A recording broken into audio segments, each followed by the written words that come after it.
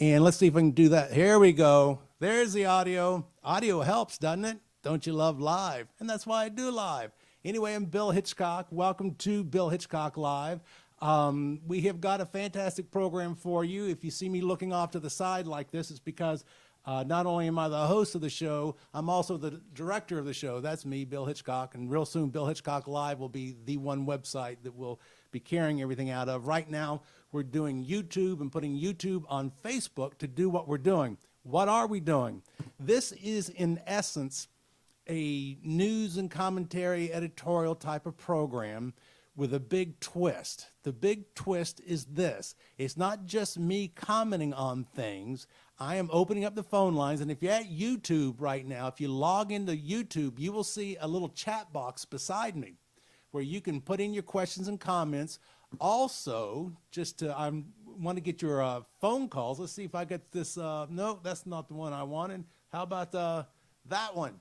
Write down that physical address, P.O. Box 1012, Atlantic Beach, but that telephone number, call 252-648-0474, because I want to hear what you have to say.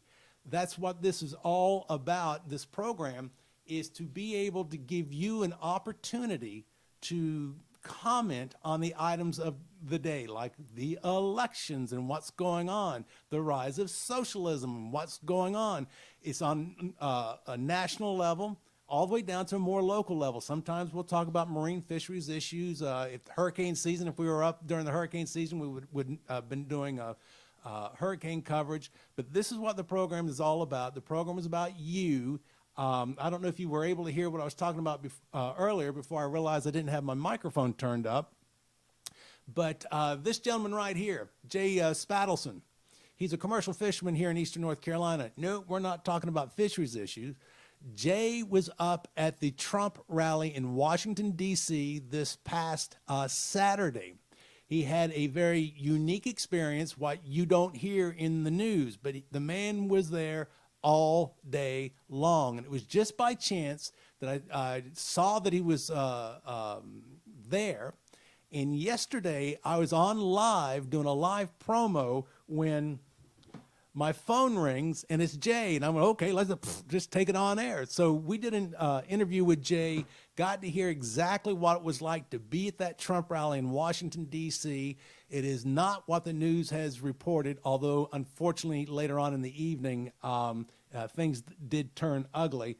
But do keep in mind, as we're getting ready to go into something, there we go. But that's those are text messages. Those don't count. Wrong phone, by the way. Give me a call at 648-0474. That's area code 252-648-0474. And when you call, let's get Jay's little hickey-do out of the thing there. I'm literally going to pick up a phone and say, hi, who are you? Okay, and then I'm going to put you on the speakerphone, and then we're going to talk. We're going to talk live on air to find out what you want to talk about. And that's what this is all about. Now, I want to start off with something that I think is very disturbing, the news. And it's going to be a piece with CNN that news is supposed to be news. News is supposed to report fact. Now, there is, by the way, editorial comments, there's commentary, there's things of that nature, and that's fine. That's not news, that's a thought, that's an opinion. But when you cross over into where it's no longer news and you're fabricating something with an intent to hurt and to destroy the President of the United States and the United States of America, and you weasel it into a news piece, that's, I don't know how that is even allowed. It can't be allowed. Christiana Amanpour, CNN chief anchor, and I just butchered her name. She was a couple of nights ago, it was November 9th and 10th, was remembering, it's called Kristallnacht.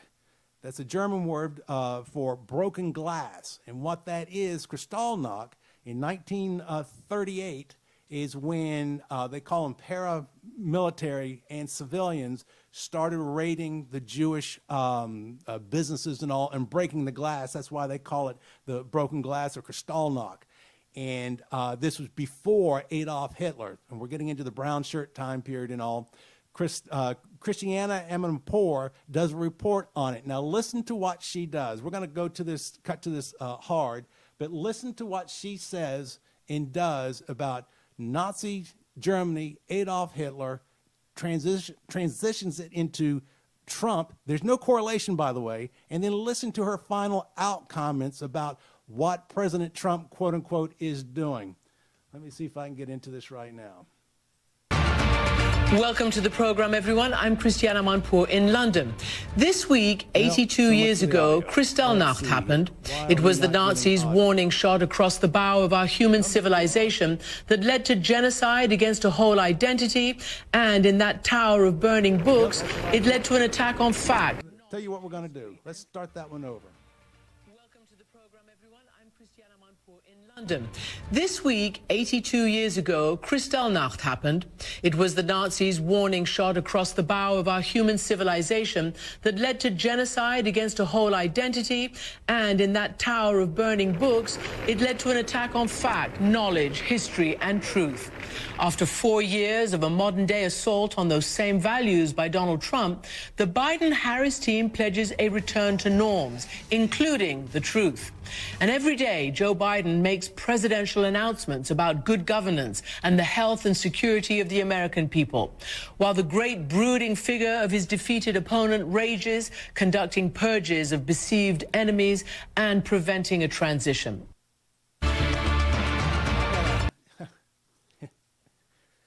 See what she did? Doing this whole thing about Kristallnacht, 1938, from November 9/10, when they started to raid the Jewish community and breaking glass. That's what Kristallnacht means, broken glass. And she weaves Donald Trump into it. Donald Trump has nothing to do with this whatsoever. But there at the end, she's saying that Donald Trump is purging his enemies. Are you kidding me? What on earth is she talking about? Purging his enemies. And unfortunately, there are people that hear this and just accept this. And the way that quote unquote news piece was presented, it's a historical fact. This happened in 1938, and Donald Trump's evil and he's purging his enemies. And then come back to Adolf Hitler. What's someone to think if they have no clue about Nazi Germany or World War II and no clue about Donald Trump? There's only one assumption. Here's their chief anchor. She is there. She is tying Donald Trump is doing the same thing as Adolf Hitler in Nazi Germany from 80 whatever years ago. I don't know how that's allowed. I don't know how that's legal. I don't know how. And I know this happens every day. This happens every single day. Imagine if Donald Trump didn't have to, President Trump didn't have to deal with all that. Imagine if there was actually straight, legitimate news. Wouldn't that be incredible? And by the way, and I'll talk about this maybe tomorrow. I hadn't planned on talking about this. It just popped in my head that Pew Trust, they did a survey before the elections, and they asked Biden voters and Trump voters, why are you voting for Biden? Why are you voting for Trump? Almost 2/3 of the people voting for Biden is because it was an anti-Trump vote. They weren't voting for Biden. They were voting against Trump. 2/3 of the votes that went to Biden. The problem is, the big problem is you might not exactly like what you're about to get. 2/3 of the votes for Biden, according to Pew, were just anti-Trump votes. And that's just a mean, wrong spirit. It really is. I want to go forward now, and again, we do have Jay Spatelson that we're going to be talking to, who was up there in the Trump rally in Washington, D.C. this past Saturday. He's going to give us eyewitness accounting of exactly what he saw and experienced there, and he was bowled over. He was truly bowled over. This man speaks freely, then all of a sudden when he starts thinking about it, there's a loss of words. And when you have a commercial fisherman that's at a loss of words, yeah, it's pretty impactful. But I wanted to go over to something that is really disturbing. On the night of the elections, There were protests all across the country. They're out marching all over across the country. And what you primarily heard on the news was count the vote, count the vote, count the vote. Well, number one, you got to stop and think, how did they organize all this all across the country? So it can't be organic. It didn't just happen. And why are they saying count the vote, count the vote, count the vote when the elections hadn't even ended, to be quite honest with you? They might have ended on the East Coast for that night, but not on the West Coast. So what were they protesting? It's very, very simple. If you look at the different news coverages, particularly when you get into the local news coverages, when they're down on the street, you get to see exactly what is going on. And it's not what the national news has presented to us. So I want to go on and take two, here we go. I've got mice. Let me go over here to this first cut. This is New York City. This is particularly what I want you to pay attention to. The news anchor, reporter is up front of the camera, and the people are marching behind him. Look at the signs as the signs go by and read what they say. This is what these protests are about, and this is what the undercurrent here in America is all about. We do have that socialistic dump, not Trump, but dump capitalism, dump our electoral college, dump our system of government, dump our Constitution. Just read and listen, and I'll try to highlight some of the things as they go on by. So I'm going to try to do a couple of things here at once. Let's just go to that. Let's just hang on a minute, folks, here. I understand. There we go. Now, watch behind this gentleman the signs. Every vote counts. Count every vote. That's the phrase echoing along Fifth Avenue right. See, he's saying count every vote, but look behind him here. Do you see? Let me see if I can expand this out a little bit. You see this? The women will lead the revolution. This is from the Socialist Party.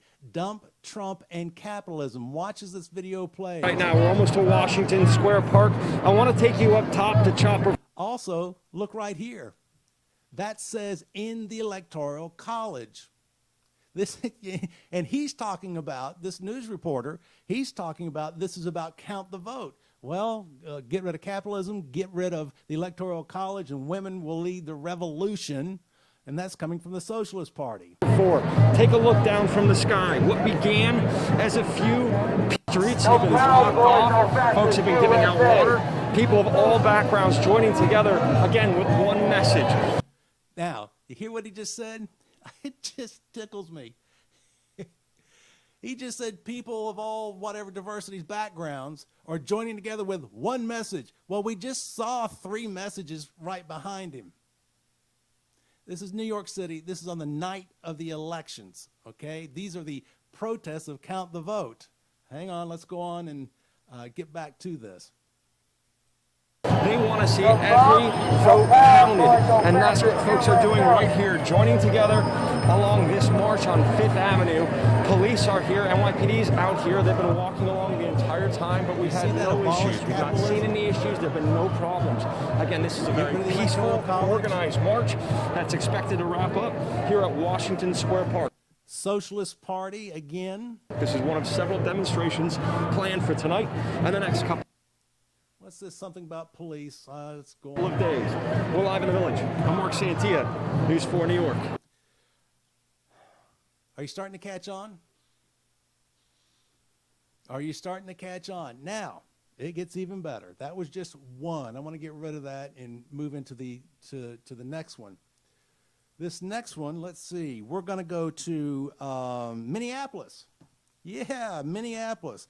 At the very beginning, first few seconds of what you're about to see, I want you to notice in the background, I'll try to highlight it, the American flag that someone's carrying upside down.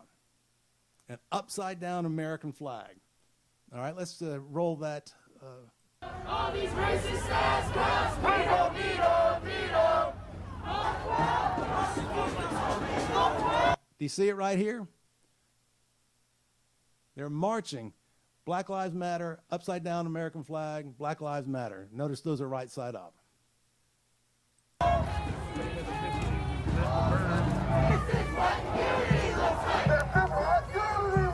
This is what That, by the way, is from the Communist Party. If you are Now look at this. How could I ever support a system that classified me as subhuman? I just hang on a second. I'm assuming that person is talking about the 3/5 law. Remember, hopefully you learned about the 3/5 law a long time ago, where slaves were assigned, given 3/5. It's a matter of taxation. That's one. That's how they're trying to figure out how to tax people to raise funds for the United States of America. Slaves were considered property. Two, slaves were never defined as black. I know that comes to a shock to a lot of people. There were Irish slaves, tens of thousands, all sorts of slaves. And if you want in terms of just slavery, just read your Bible. Everybody who was a slave then? Everybody has been a slave at some point in time or another. But when it came back to that 3/5 law, it didn't say blacks. It said slaves. And at the time, slaves were property, and it was all a matter of taxation. All men are created equal. That's what this country says. Now, let's see, get back into this tape. Say loud, say clear. Immigrants are welcome here. Say no cops, no KKK, no racist USA. These racist cops are hey, hey, ho, ho. It is disturbing. That was about cops. No cops, no racist USA, no KKK, no racist USA. It is very disturbing because, and I'm talking about the police force, that you've got a whole generation of people that believe that the policemen overall, the men and women in blue, that they're racist. It's the craziest thing you can possibly think of, but it has been taught to them. Now let's go on to another. Well, this is a newscast. This is all about on election night, by the way. This is when everybody was protesting across the U.S., and it was about count the vote, count the vote, count the vote. Well, I've just showed you 6 or 7 different topics as to why they are protesting, and it's coming from one direction. One direction. This is not an organic thing where all these different groups of people representing all the different folks of the United States and ideas and ideals have got together and let's do the vote count. No, not at all. It's a concerted effort by a very small group. Now, this is also quite disturbing. This is Sky News Australia. Now, I want you to, this is off one of their newscasts. I want you to see how they reported here in the United States. Not necessarily what, but particularly on the backside when they talk about in Detroit. Listen to what they report on, and then we're going to talk about the facts. Again, I'm going to go switch to it hard and then start it. Just take a listen to this. Following the vote, demonstrators have been seen burning the US flag.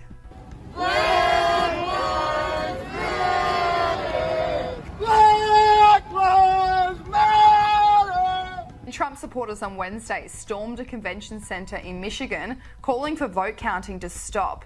NBC reporter Steve Patterson tweeted footage of protesters chanting "Stop the count" and trying to push their way into the TCF Hall in Detroit, where ballots were being counted. President Trump's lawsuit filed against the city. Did you hear what she said? She said that Trump supporters in Detroit were trying to get into where ballots, or trying to break in to where ballots were being counted, as if the Trump supporters were going to go in there and steal them or do whatever. That's the report from Sky News. Sky News is an international concern, not just Australia, but this was Sky News Australia. Do you know what happened? This is one of the first things that did happen, that did hit the news. They were observers. They were Republican observers that were kicked out, and then they chained the door. They kicked out the conservative Republican observers and then chained the door. They were trying to get back in. That's what happened. But according to the media, Sky News, an international concern, oh no, it was evil Trump folks that were trying to barge in and steal the ballots. No wonder people are confused. All right. Now, if 252-648-0474, if you want to give a call and make a comment and what have you. The chat is going on at YouTube right now. My eyes aren't on it right now. Well, hang on a minute. Let's see if my eyes are on it right now. Yep, there we go. I see a hello from Durham. Well, thank you. But if you go sign in to YouTube, go to my YouTube account. This is going on live, and you can make your comments. Now, let's move on to something else here. Oh boy, I got to make sure I got this right.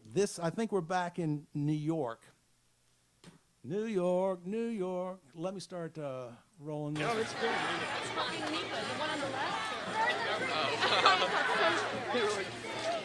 Listen to what Burn the precinct to the ground! Every town, Burn the precincts to the ground! every city. Burn the precincts to the ground! How about that? Election night.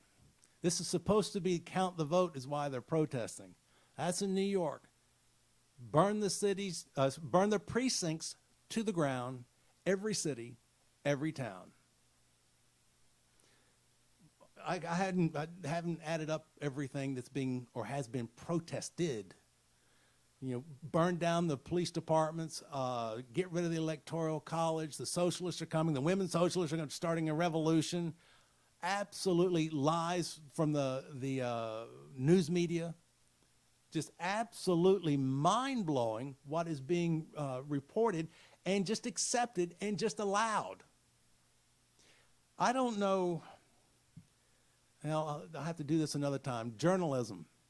What journalism is. Well, we ain't getting it.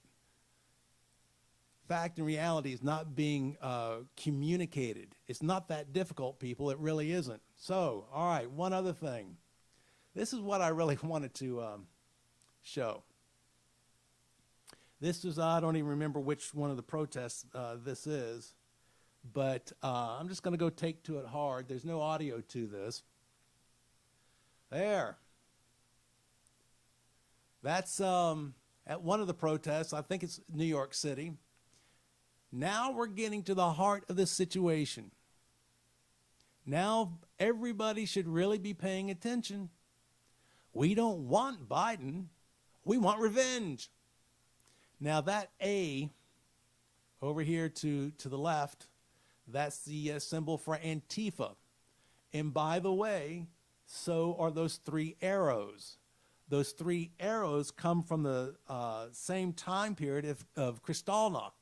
Those three arrows, now that's not Nazism, that is from Germany in the early 30s. Each arrow is actually crossing out a different type of system of government.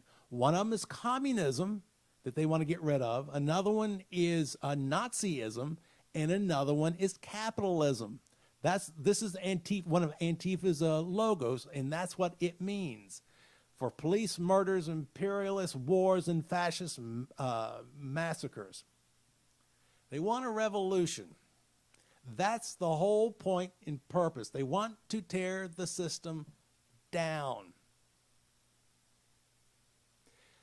And replace it with? They haven't gotten that far yet. They want to get rid of capitalism. They want to get rid of the Electoral College. They want to get rid of everything. Absolutely everything. That's the spirit of Antichrist is what it is. It's all plain and simple. It is the spirit of Antichrist. Now, here's what's actually even just hilarious to me. For all of these socialists, because we know like AOC and Elizabeth Warren and Bernie Sanders are all socialists. This is what they want. Socialism is government control of the people. I don't know why you people think the people are in control with socialism. No, people are in control in our society. They're not in control in socialism or communism. But let's take a look at this. Again, I'm going to do another hard take. This is U.S. attitudes towards socialism and communism and collectivism.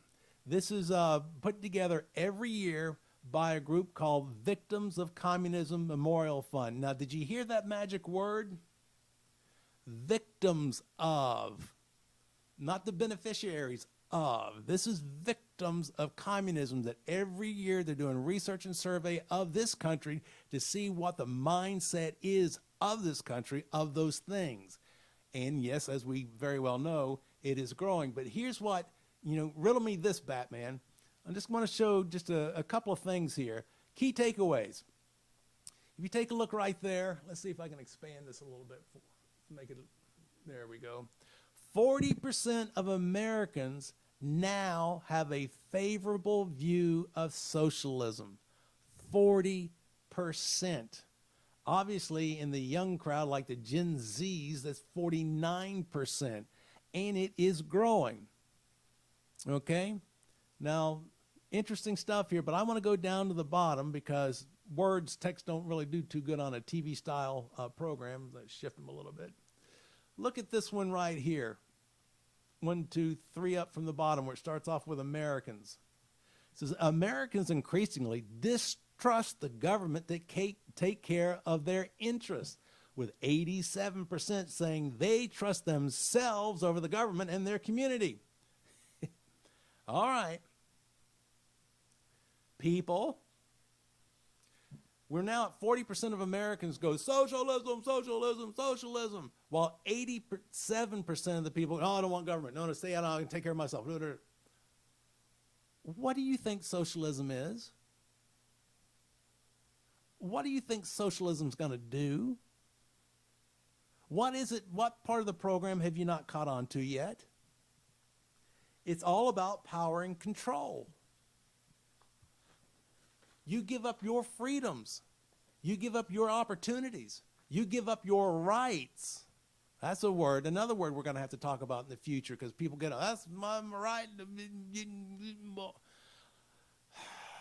Pursuit of life, liberty, and happiness. There's your rights. Absolutely incredible. Let's see if I've got, do I have, let me just go to something real hot here. No, I guess I don't. I want to read you something. Because how many times have you heard, it's democratic socialism. It ain't socialism. It's democratic socialism. It's different from all them other socialists like Venezuelans and places in Cougars and places like that. Well, let's go to the heart of things. Guy's name is Peter Hudis. He wrote a book called Marx's Concept of Socialism. It's the Oxford Handbook of Oxford, like real smart people, Oxford University. Listen to this paragraph, and I want you to really hold on to this when you think that democratic socialism is different. Marx used many terms to refer to a post-capitalist society. Now all these protesters I just showed you, that's what they're aiming for, a post-capitalist society. They can't think past that. They're only thinking of destruction, of destroying, of bringing it down. They're not really thinking about what's replacing it. Positive humanism, socialism, communism, realm of free individuality, free association of producers, etc. He used these terms, he being Karl Marx, used these terms completely interchangeably. The notion that socialism and communism are distinct historical stages is alien to his work and only entered the lexicon of Marxism after Karl Marx's death. I can tell you right now, as somebody supporting communism, I can tell you a couple of things. Somebody who's supporting communism, number one, or socialism, or either one, they've never lived in a socialist or a communist country before. They don't have any close relatives that have. They've never read the Communist Manifesto. If you read the Communist Manifesto by Karl Marx, you will see terms like communism and socialism and free thinkers and all this kind of thing just used, I don't want to say willy-nilly, but they're all the same thing. They are all the same thing. And again, it is the spirit of Antichrist. People don't think straight. They hear things. They're not educated of things, and they're persuaded, and emotions are riled up.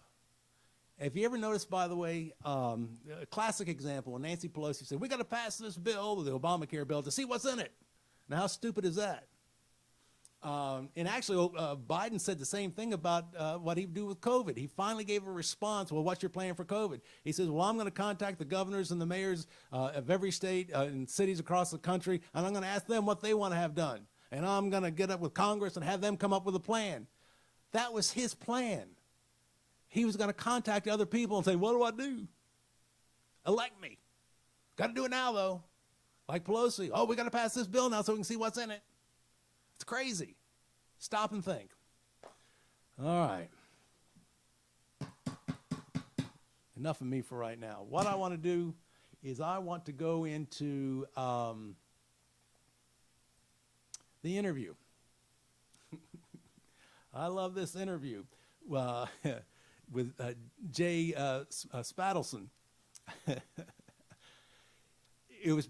I was on live yesterday talking about this program, what we're going to be accomplishing, and at the point I was at about how the news media has failed to do its thing, that it hasn't been interactive with its audience, it hasn't allowed the audience to intervene and to become part of what they're talking about. For example, what I played at the beginning of this with Anna Apor, when she did that horrible thing to Trump. How would you like it if all of a sudden at the end of that report, you switch to another commentator and say, and we'd like to hear your comments on her report. Give us a call at 1-800-COMMENT.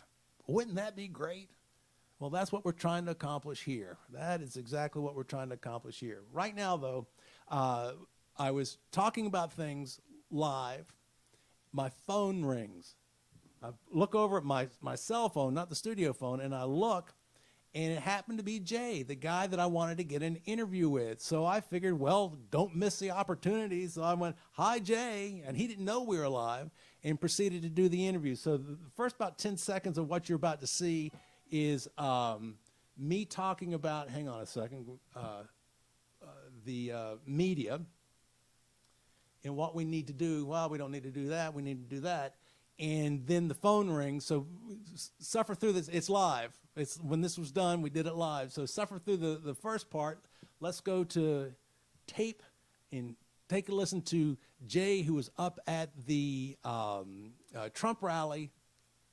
Hope if we get the right one. And up at the Trump rally this past weekend, giving us his eyewitness report of what happened and the numbers of people were there. You'll hear me make comment. Well, I understand there's like 10,000 people there. And he started laughing about it. But let's go to that interview that I did just yesterday.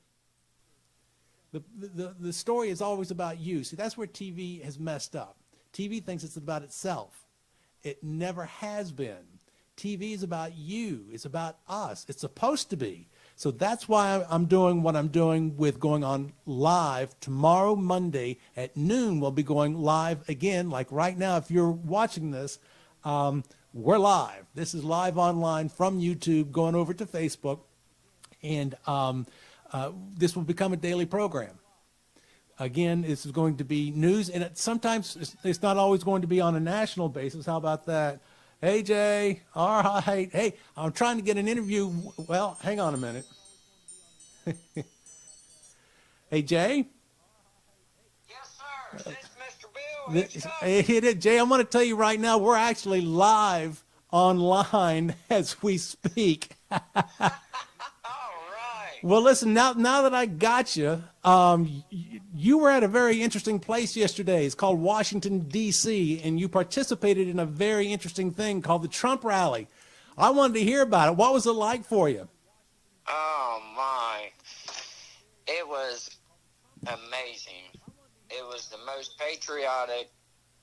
I wish you could have been there, because to see all them people there to support the president, and not only that, but to defend our democracy. Mm-hmm. It was just unbelievable, Bill.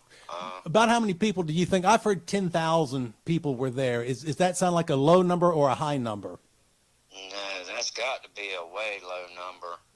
Yes. There's, I don't know exactly how many, but there there was a couple 100,000, I would say at least. Yeah, that's more than 10,000. Yeah, if not, close to 500,000. Wow. Well, Jay, let me ask you now. By the way, Jay is a commercial fisherman along the coast of North Carolina. Why did you go to Washington, D.C. from the coast of North Carolina to participate? I went because our president has fought for us, and he's fought for our country. He's saved the Maine's lobstermen. He's done so much for our country, and he's for the working man. So, and I gotta, because what I'm hearing is you was there in support of him. This was not a quote unquote protest. This was not anger. This was more happy, joy support for him. Is that correct? Yes, but we were there also to come together to say stop the steal. But as far as hatred, there was no hatred there. Right. I mean, all them people there were nothing but loving.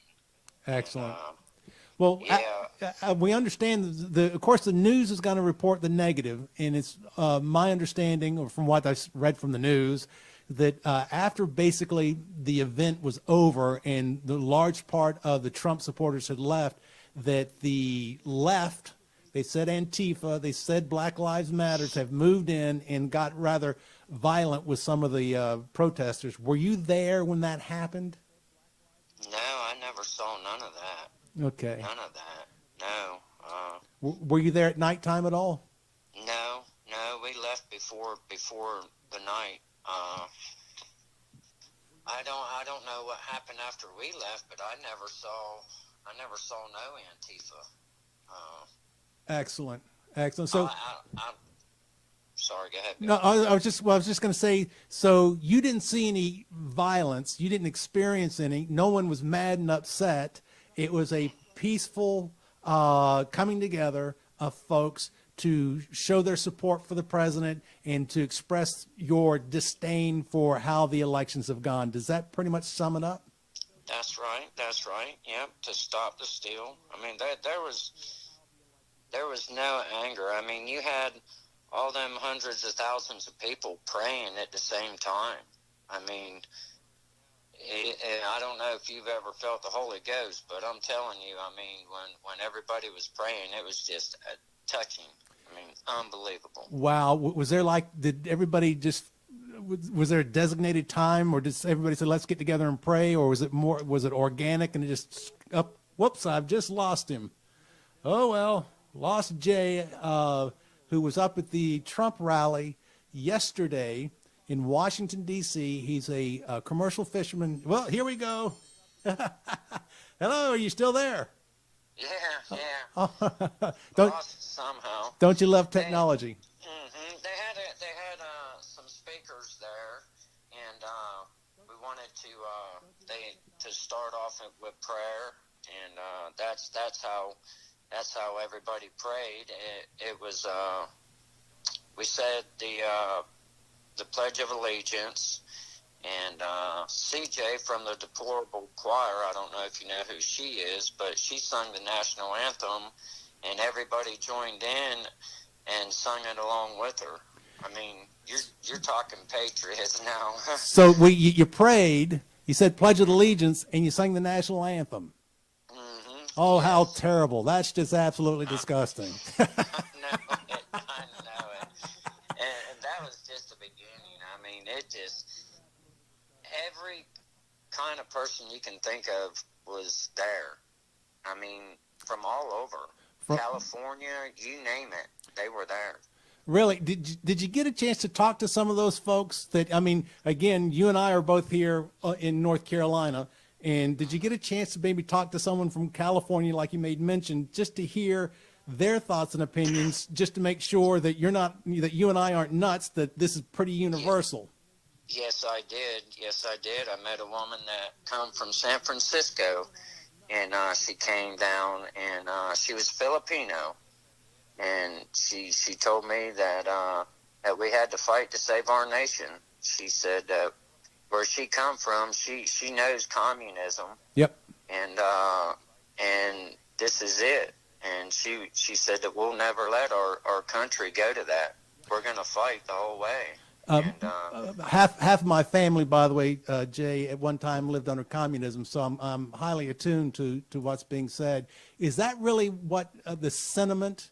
Now, I'm asking you questions, Jay, because there's going to be people that are watching this that might not like Trump, might not be a quote unquote conservative, might not be a Christian, might not understand what the free enterprise system is in the republic is all about.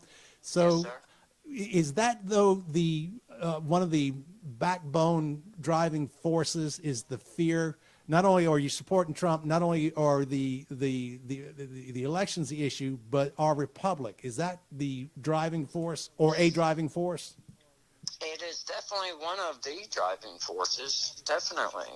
I mean, too many people have fought and died for our country to keep it free. Right. And we need to have a transparent election process, and people have to have faith in that. Oh, you hit the key button. People have to have faith in it. And yes. Even, all right, I don't want to get too technical here, but were there discussions on how to have fair elections while you're up there in Washington? The main thing is auditing the ballots. Mm-hmm. All the ballots need to be audited in all these states. You know, one thing I spoke about a month ago, and again, we're live right now online. We'll show this again tomorrow during the program. But something I talked about a month ago with absentee ballots, at least here in North Carolina, not only do you have to put your name exterior of the envelope, and you have to sign it, but you have to have a witness, and they put their address down as well. That's on the outside of the envelope. And the problem that I'm stunned. I didn't see a single news reporter talk about this. The problem with it is that when you mail in that ballot, somebody can see the name and go, I know that guy, forget him, or see a name and go, that's from a country I don't like. Or they can see an address, and it's called redline, and go, he's from a rich neighborhood. Well, I'm not going to count his vote. This stuff is on the outside of the absentee ballot envelope that you mail in. What happened to anonymity? So I feel your pain. I agree. I agree with you 100% there. So let me ask you this: what in the mood? I'm trying to pick up on the overall mood of things in Washington D.C. with this Trump rally. If Biden becomes the president, are we now going to turn into a big band of evil, rioters and Molotov cocktails and do bad things and all that, or are we going to move forward? I don't see any Trump supporters burning and looting and tearing down cities. By no means. Any Trump supporter I've ever known ain't like that, and we just don't do things like that, Right. As far as if he becomes president and that's the final outcome, then we would have to move forward in some way. But as far as Biden's agenda, as far as taking people's guns and socialism, he's not going to get nobody's guns. No. I think that would be the straw, but that's just my personal opinion. Right. Well, and again, when you open up with prayer, you open up with Pledge of Allegiance, you open up singing the national anthem, and everybody there is peaceful, calm. Everybody's getting together. We had East Coast, West Coast getting together, as you just made mention about you personally spoke with a woman from San Francisco. Well, let me ask you this. What do you think or feel or hope was accomplished yesterday with the Trump rally in D.C.? I hope that it brought more people together in this fight to stand up for our democracy and our electoral process, and to show that we're not going to just back down and let them steal an election with no transparency. Something has to change with this process and what has gone on, and whether it's through the courts, I don't know how it's all going to be worked out, but something's definitely has to come out of this so where this can never happen again. Well, let me ask you one final question, Jay, and I really do appreciate you giving me a call. And again, you caught me live online, so just the luck of the draw. Yes, sir. How do you at least feel that people see? One of the problems I've had with folks in elections is that when election day is over, or when the elections are over, people tend to flush it and forget it. But do you think that this will be a continuous, ongoing motion, not necessarily to reelect Trump, but to maintain the republic, to keep out socialism, to keep the freedoms that are guaranteed in our Constitution? Do you think that's something that finally people will make this a 365-day-a-year point in mission in life? Yes, sir. Yes, sir. I really do believe that. From what I saw yesterday, most definitely. Yeah, this is definitely not over by no means. I mean, it looks like to me this is just the beginning. It was amazing, I'm telling you. Yeah, I wish you could have been there. I would have loved to have been there. And, I can tell by just your lack of words that it was a pretty big event, and it'll probably take you several days, if not several weeks or months, to digest everything. Oh, yes, sir. I'll never forget it. It was definitely a part of our country's history in the making. It was unbelievable, Bill. It really was. So final question for you. When did you decide you were going? Because, again, we're here along the coast of North Carolina. It's probably a 7, 8, 9 hour drive to get to D.C. When did you decide I'm going? I was hoping to go, but we still got some of our pound nets out that we have to bring home. Right. And when the weather's blowing, you can't go out there and bring them home, so you got to wait for it, pretty weather. Yep. And when I found out that it was going to blow the next day, that's when I knew right then I was going. Isn't that amazing how God works sometimes? He Yes, brings the sir. storm to make you go where you need to be. That was Jay Spadelson, commercial fisherman.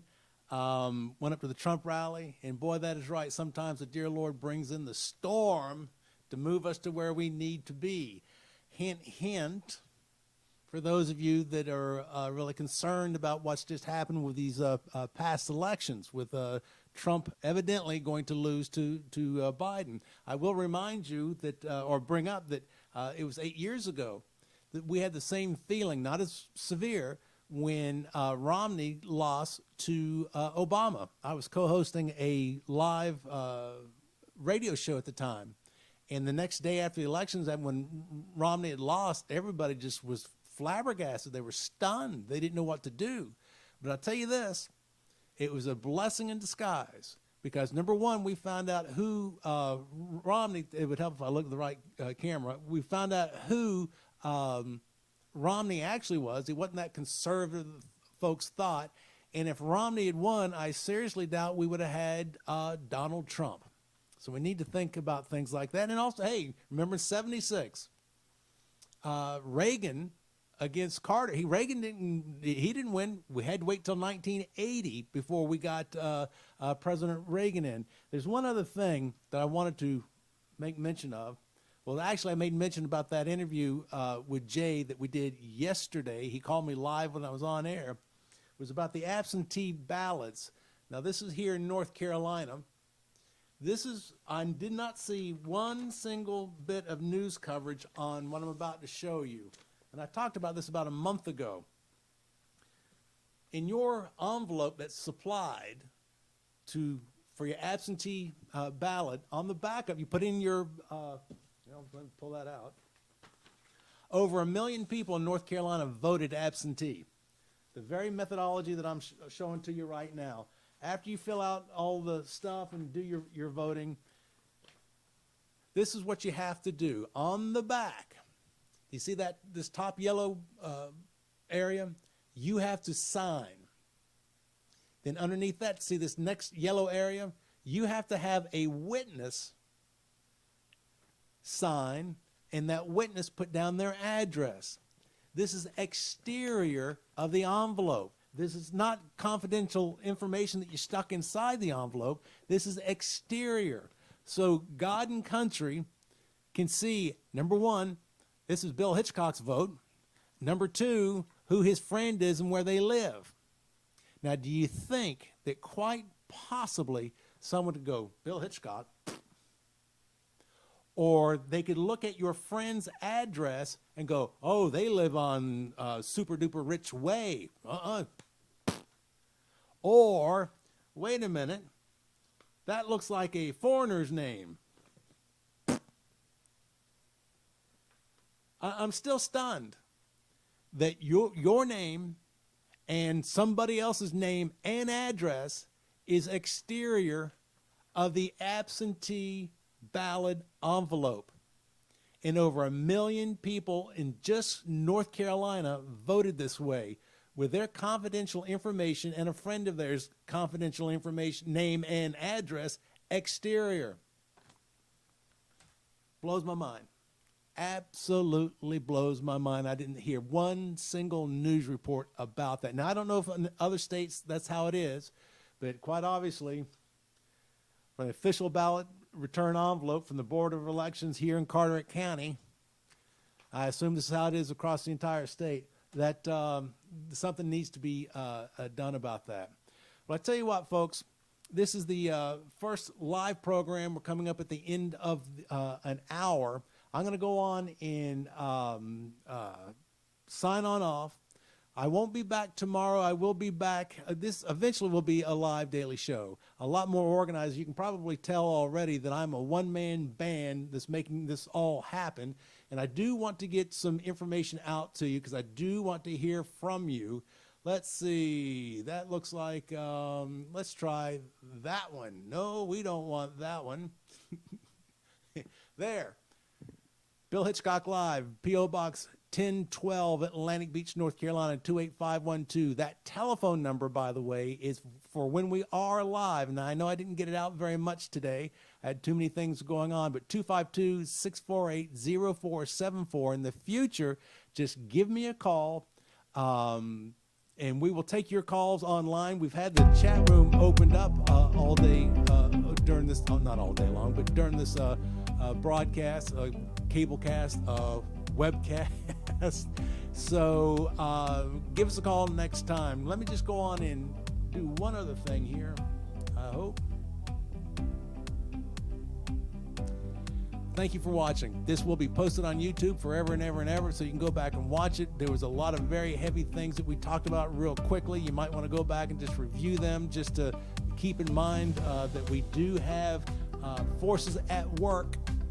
And the purpose of this past election and these protests is not as it was presented, that we do have folks that want to overtake this country, and we need more people like Jay and the supporters are up in D.C. that will voice their thoughts and opinions and stand for them. And finally, I hope and pray for this one thing. Every election, this is what happens. Election's over. People go to sleep again. Then they get all riled up a couple of months beforehand. Election's over. That's it. I hope that we stay motivated, that we stay informed, stay educated, stick to the truth. Truth, by the way, is not a variable. It is. Truth doesn't care who holds it or possesses it, because it is. We change to the truth. Truth doesn't change to us. So as long as we stick with the truth, everything will be fine. This is Bill Hitchcock for Bill Hitchcock Live. I will see you next time.